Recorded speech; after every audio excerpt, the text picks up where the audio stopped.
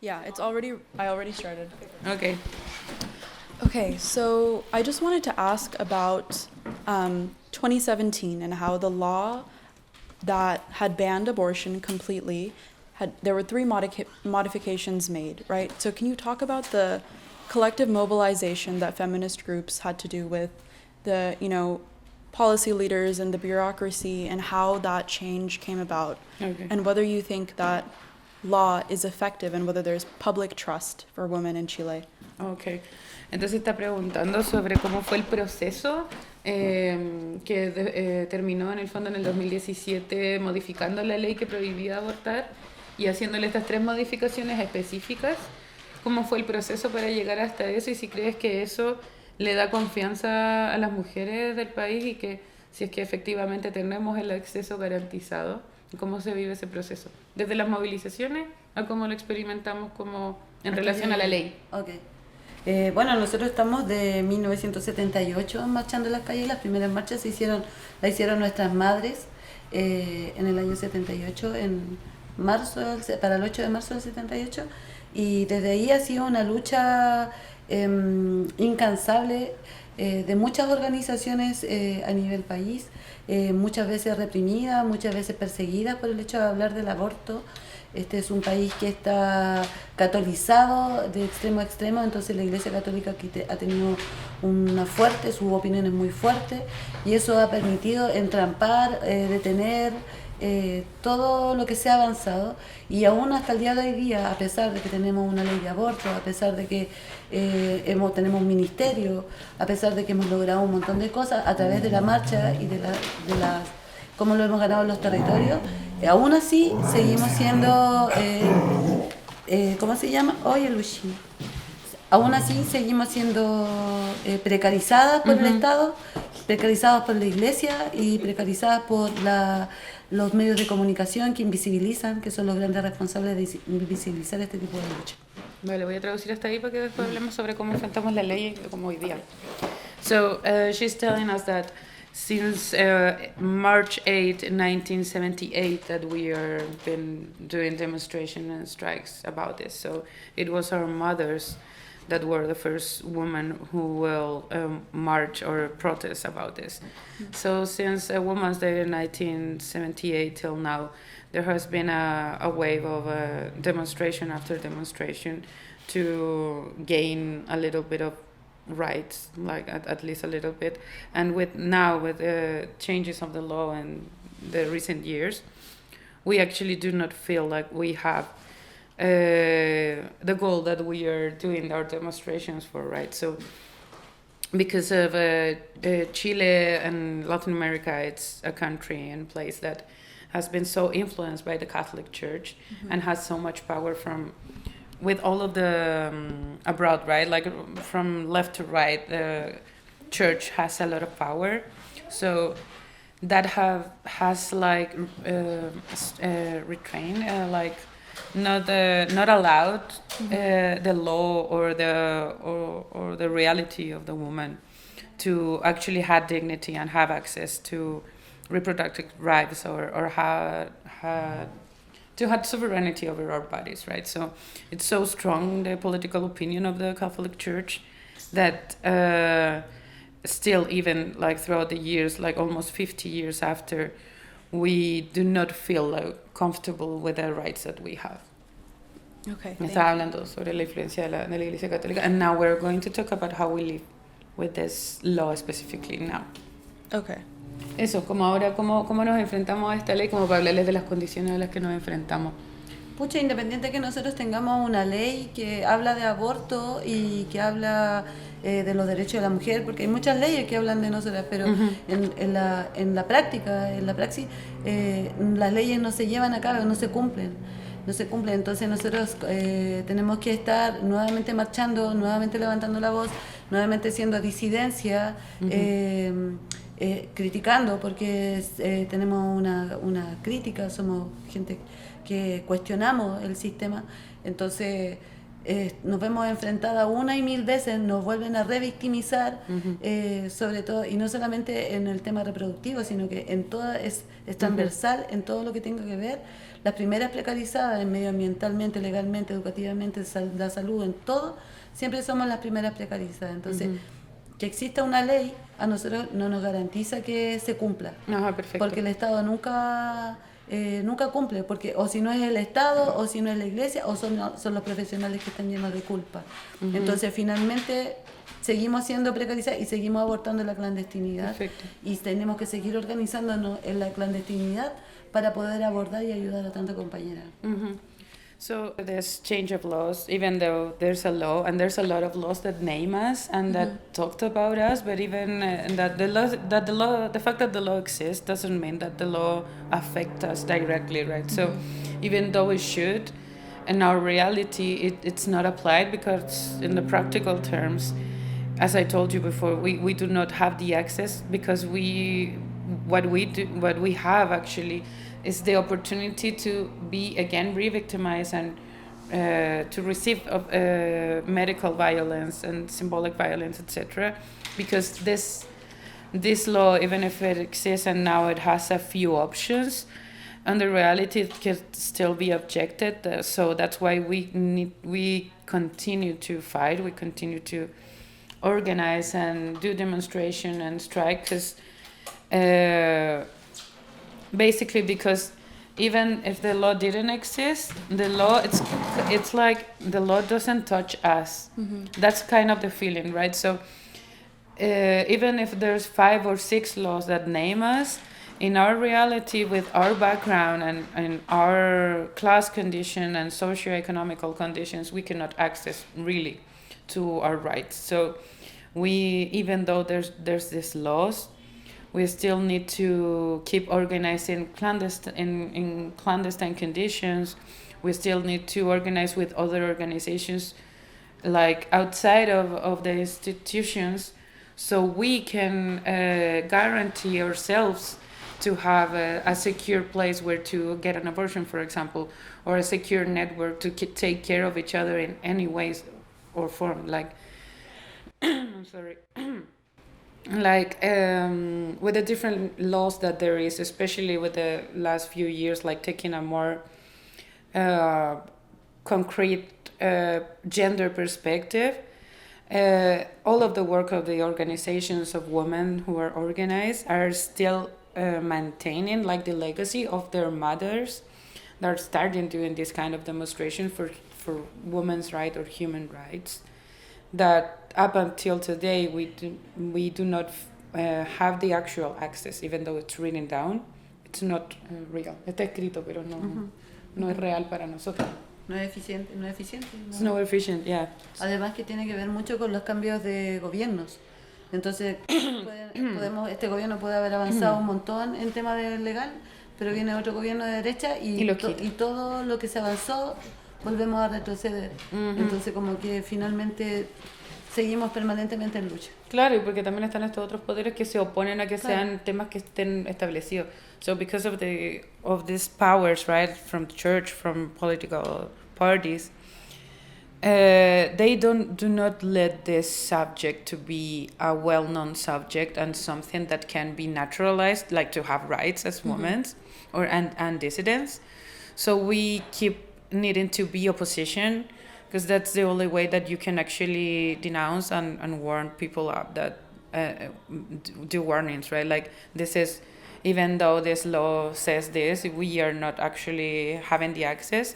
So these big powers that don't allow this subject to be talked in the society or naturalized are actually like the main struggle that people face. It's like in reality, the appliance, that how you apply the law will be depending on the kind of government that you have. So even though this is a left government and they could promulgate like 10 laws, pro-feminist or with gender perspective, the next government may not be in the same perspective, and they could change the laws or not even change them, but change how to apply them. Got it. So it's not a stable condition, right? So what's stable over the time is actually organization and fighting and demonstrations. Got it. So what you described is that even though that these 3 exceptions were codified in the law, in practice they were not effective in protecting women, especially, women of lower socioeconomic background and, racially too. So I wanted to ask about the new constitution that was rejected last year that would have enshrined the right to abortion for Chilean citizens and was supposedly, it considered the voices of a lot of feminist organizations. So what were your thoughts on that draft? Did you feel like your voice was being included in the conversation? And now that it's been rejected, what is the path forward? Okay. So, está preguntando sobre el proceso constituyente, el pasado, ¿no este? Sí. Entonces pregunta que como en ese proceso de crear esa constitución que era mucho más a la vanguardia, que técnicamente se basaba en haber escuchado a organizaciones feministas realmente, ¿cómo te sientes? ¿Cómo se sienten después de lo que pasó con el rechazo, después de que se rechazó esta constitución? ¿Y qué ven ustedes como perspectiva desde ahora en adelante como para hacer algo al respecto? El proceso constituyente fue yo creo que históricamente ha sido como el proceso más importante que Latinoamérica, sí, Chile, ha tenido de expresión de todas las organizaciones, de nosotras como mujeres. Nosotras participamos en las mesas de trabajo. Por primera vez se nos tomaba en cuenta, nosotras dueñas de casa, mujeres proletas, tener una participación tan importante como en la construcción de una constitución. Me llega a emocionar. Obvio, sí. Me llega a emocionar porque siento que perdimos la media oportunidad como país de ser un mejor país, de haber podido tener estas organizaciones que trabajáramos en conjunto con la política, que fuéramos parte de la construcción de un país saludable, un país justo, pero no pasó y fue súper triste haber perdido porque trabajamos mucho. Nosotros elaboramos un plan de trabajo que presentamos en la mesa para hablar de género, para hablar de economías sociales, economías colaborativas, para hablar de cooperativismo y trabajamos muchos meses acá en conjunto con Fabiola Campilla, en conjunto con otras compañeras del territorio, todas muy importantes para el desarrollo de esta idea y fuimos escuchadas. Entonces después de eso nos vino como una tremenda decepción de saber que estamos en un pueblo que tiene poca memoria, de un pueblo que se le olvida el dolor de las que estamos dando cara, de todos los que han dado la vida, la vista y hemos sido precarizadas por este sistema. Nos dolió mucho darnos cuenta de que estábamos en gente que no tiene memoria y ahora no nos interesa participar. Nosotros no sabemos que esto no va a cambiar, sabemos que este proceso constituyente que hay ahora, que es un circo, que está instalado desde la derecha, desde el empresariado, sabemos que no va a cambiar nada y al contrario ello se va a acomodar muy bien a los intereses económicos de los empresarios. Entonces nosotros no tenemos nada que hacer ahí. No tenemos nada que hacer y nosotros estamos preocupadas de nuestra sostenibilidad, de seguir trabajando con las compañeras en condiciones de violencia, en condiciones económicas malas y hasta ahí llegamos nosotros. Políticamente sí vamos a seguir teniendo un pensamiento crítico y sí vamos a seguir siendo disidencia, pero porque sabemos que también nos cuesta la vida, pues nos puede costar la vida, pero estamos dispuestas a seguir dando cara, pero en proceso constituyente nosotros no tenemos nada que hacer. Y hacemos un llamado a todas las compañeras a que este proceso de eleccionario que viene ahora, nosotros lo boicoteemos y no votemos nadie, porque no tenemos nada ni que perder ni que ganar, porque esto es solo en beneficio de la empresa. Yeah, so definitely for organizations, the constitutional process, the before one, because we're still in one, the one where we have now is institutionalized, and the one we did before was with the organizations and with the people. So it's a really sensitive subject for us because we basically work our asses off, like doing planning laws, actually doing the work to present economical alternatives that came from the people, with the experience of the people of years of organization. They actually did a commission with Fabiola Campillay, the senator, to actually present like the experience that they had not only as an organization but in networking with other organizations and women from different territories, to actually present a viable option and a popular in terms of actually social experience with it, and how you can manage this subject such as gender violence, economical support for women who don't have a stable environment, to prevent femicide, etc. So all of that was worked to be into the Constitution. So to have that amount of organization, of a structure to work, and to actually give that to the people who were in charge of writing this Constitution and to be heard, was for them the biggest event politically, not only in the country but on Latin America at all, right? So it's the first process of these people, at least in this country, to have an opportunity to be heard, to be validated as people that have been working throughout the years and decades about this, and to actually take that and use it as a norm for all of the society. So it has such a big impact and on us, on the people in general, that was like the biggest process ever. And then to be rejected for us was like this. It was, first of all, really painful.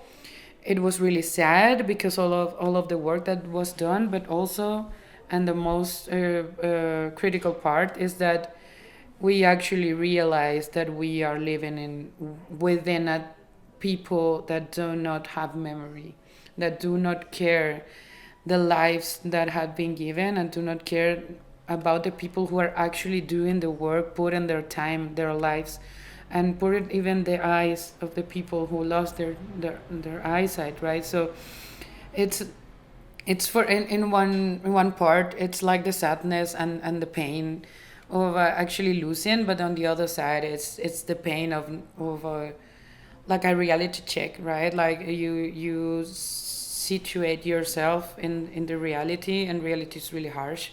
So basically the people themselves are saying that they do not validate the work that you already do. Mm-hmm. So for them this was a groundbreaking point, and because now the process continues, quote unquote, because it doesn't continue with the people now, because people rejected it. From now on it's senators' work, I mean not senators' work, but expert commissions, right? So now an expert on gender violence will write what they already wrote and they already work with, right? So with this kind of process we do not want to have anything to do at all. So we are actually calling on people to not vote and to not participate in this new process, because for us what matters, what really matters now, is how we keep with our own work, how we keep going with our own ways, with this alternative way of working, and how to maintain this, because we already know that there's nobody receiving it at the other end, right? So we are going to stay with our people and keep doing our work, because what we have as an objective in the end is just to be a safe space for women. Okay. Yeah. So last question. What is your advice to the younger generation? So women that have grown up feeling like they're fighting an uphill battle, that they feel like they have no autonomy over their body, that the government, the institutions that are meant to protect them and empower them are not doing their jobs. And despite the activism and the political participation, as you said, like there's no real progress, and it's just talk and not any, tangible action. Yeah. So what is your advice to, your daughters and the younger sisters that are going to be the future of the country? What is your advice on how to mobilize and how to keep going. Ujú. Dice que, bueno, en estas condiciones que tú describes muy bien y que finalmente te muestran de que estás como luchando contra la corriente, ¿qué consejo le dejarías a las nuevas generaciones y a las mujeres jóvenes que hoy día están en este contexto, como a través del trabajo que ustedes han hecho? Como qué es lo que aconsejas en este contexto que ya ha sido rechazado el trabajo en el fondo, o que en estas nuevas condiciones difíciles y dolorosas que estamos describiendo, como cuál es el legado que dejan o cómo es que alientan a nuevas generaciones a participar o en qué condiciones? Nosotros creemos firmemente que la organización es fundamental. Estar organizada a nosotros nos ha permitido hacer una resistencia económica, una resistencia emocional, una resistencia antiextractivista también, porque hay cosas que nosotros hemos dado cara ante todo lo que significa el extractivismo y nos unimos también en red con otras organizaciones también para hacer frente a un montón de temas, porque no solamente el tema de, si bien el feminismo para nosotros y la violación a los derechos humanos de las mujeres es un tema prioritario, no estamos ajenos a todas las otras luchas que se dan con respecto al agua, con respecto a la ley de las tierras, los hermanos mapuche, los que están dando cara en las poblaciones. Para nosotros es importante que no deje de existir la organización, que la organización a los territorios, ya sea cual sea la figura que nos convoca, un club deportivo, una junta de vecinos, no sé, lo que nos convoque es una organización y es una organización de autoformación. Tenemos que autoformarnos políticamente, educativamente y no dejar las calles, por sobre todas las cosas, no dejar las calles, no abandonar el territorio, no abandonar nuestras propias luchas y no olvidarnos de dónde venimos, porque eso es primordial, nunca olvidar de dónde venimos y cuáles son nuestros orígenes, que somos latinos, que somos chilenos, que somos precarizados, que somos proletas, hijos de obreros, migrantes, porque todos somos migrantes. Entonces, nuestro consejo, o sea, nuestro mensaje es a la unidad, pero a la unidad con identidad, con saber de dónde somos. Ese es lo que queremos, y el cooperativismo. Super. So, let's go. So, for us, we firmly believe that the only answer is organization. Like, I'm sorry. Whether it's like a football club or a neighborhood group or wherever, the main goal for us is to promote organization, because it's only in organization how you can actually solve stuff. And with the years and with history, that history itself has taught us that the only actual way to make changes in your own daily life and to your own way of living, right, on your society, is gathering up with other people and actually chatting, actually talking. So the main focus here, because it doesn't matter what it is, because for them all of the causes are only one fight, as I told you. So it doesn't matter, and I mean it should matter about everything. So either if you're organized because of the Mapuche militarization, or you're organized because human rights or education or health, any of this, or even if it's not political explicitly, through gathering, that's the only way that we can actually communicate and look for a dignified way of living. So it's organization, it's also union. So unity, that's what she said. Our message is unity. So unity, not as simple as unity, but it's unity with identity, unity knowing your origins, unity knowing that we are Latin and we are Chilean and we also come from immigrants and Mapuche people and indigenous people, and knowing, of course, that we have racism in here, and we come from poor people, and we are the daughters of workers. So with all of this in mind is how you organize and how you actually guarantee a real unity, right? Like talking through it and actually knowing yourself and your partners and what it's join you, right? Or what unites you. Yeah, exactly, what unites you. So yeah, it's those two. It's organization and unity. And algo dijiste al final, lo último que me dijiste. La unidad, la organización. Y el cooperativismo. And cooperativism, right? So it's community. It's organization, but through the community. So that's a more important legacy for them to leave to younger generations. Thank you so much for sharing your insights and your experiences and for all of the work that you've been doing for years and, you know, what you're going to continue to do. Dice que muchísimas gracias por todo el trabajo, por compartir la experiencia que tienen y por todos los años que llevan trabajando. Gracias a Un ustedes gusto, por estar aquí. Leticia. A mí me emociona mucho. Yo les decía que estoy como en el... Les decía, estoy en el paraíso feminista, bueno, ¿qué onda? Sí, es hermoso. Igual me emociona Obvio que sí, qué onda, porque así más sutil. igual ha sido así como súper difícil. Como que igual nos cuesta, que te ponen la trampa, que los pagos están afuera. Que te persiguen. Claro, que te persiguen, entonces como que esta es una lucha diaria, ¿cachai? De estar viva, de que no te cogoten, de que no te tomen. Son miles de Todo el luchas, tiempo. ¿cachai? Preparar la olla, todo es una lucha, entonces como que de repente seas importante para compañeras que vienen de afuera, que tienen otras realidades. O sea, para nosotros es tremendamente importante que esto se visibilice afuera, porque lo que te decía adelante, Claro. acá nos tienen tan entrampadas, nos cierran las puertas, nos acorralan y es difícil una sostenibilidad, tener sueños, todas esas cosas. Sí. Es impensable cuando tú seas Sí, activista, bueno. ¿cachai? Sí. Entonces como que bacán que vengan de afuera y que nos vean y que a lo mejor puedan ser un trampolín y por qué no, para poder que nos ayuden de la Perfecto, nosotras sí. felices y agradecidas de que están acá, Súper. contentas tú también, Igualmente para mí cuando también quieras. es muy emocionante estar acá. Compañeras, sí, para nosotros igual nos sentimos tremendamente bien interpretadas, Bacán. así que muy cómoda contigo, entonces bacán que haya sido así tan bonito y tan Súper, fluido. muy agradecida. So she's given you said thank you back. And because for them it's really important to see that this is actually important from somebody outside, because in here is a struggle not only to have been doing this kind of work, like for example supporting other women, but it's a fight to have food every day and to have money to survive in this country. So for somebody else to appreciate that give us hope to keep on going.